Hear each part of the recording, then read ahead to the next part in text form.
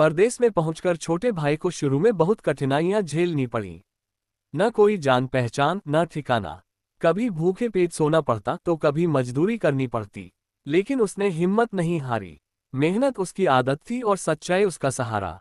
धीरे धीरे उसने व्यापार में अपनी समझदारी और ईमानदारी से पहचान बना ली।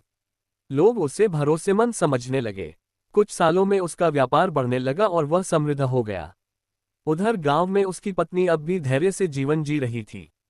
बड़े भाई और उसकी बीवी का अत्याचार खत्म नहीं हुआ था, लेकिन उसने सब्र का दामन नहीं छोड़ा।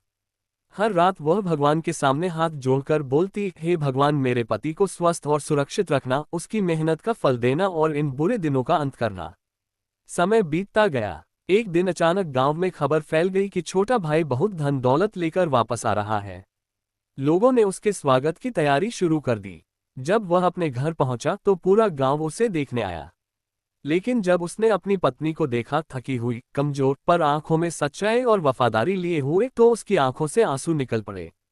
उसे तुरंत समझ आ गया कि उसकी अनुपस्थिति में उसकी पत्नी ने कितनी पीड़ा झेली है।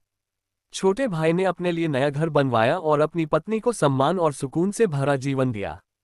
लेकिन ये बात बड़े भाई और उसकी बीवी को सहन नहीं हुई।